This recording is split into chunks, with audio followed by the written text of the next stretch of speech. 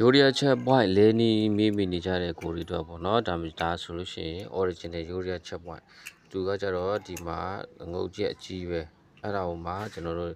ဒီအပေါက်လေးတွေပေါ့ထည့်ပြီးတော့အပေါ်ကနေပြီးကြတော့တံပြားလေးနဲ့ပြန်ပိတ်တယ်နော်ပြီးလို့ရှိရင်သူကဒီဟာကိုကလန့်တဲ့နေရာမှာလဲသူကဒီလိုတံပြားလေးနဲ့ဒီလိုတံပြားလေးနဲ့ဒီငုတ်နှစ်ခုကိုကလန့်ထားတယ်နော်ဒါထားပါ original ကတော့တိကျမလို့ original ကတော့ဒီလိုအလုပ်လုပ်တယ်ဒါပေမဲ့အစ်စ်လာတဲ့ဟာကျတော့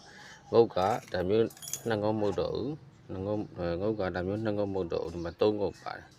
နော်ဒါလေးတဲ့အဖြောင်လေးတွေနော်အဲ့ဒါလေးတွေကိုကျွန်တော်တို့ဘေးလေးတွေ꿰ပလိုက်နော်ဘေးလေးတွေ꿰ပလိုက် spline ကတော့ဒီမှာဘေးမှာပဲရှိမှာနော် spline ကတော့ဘေးမှာပဲရှိမှာပြီးလို့ရှိရင်ဒီဟာကိုဒီငုတ်ကနေမထိန်တော့ဘဲနဲ့ကျွန်တော်တို့ဒီမှာ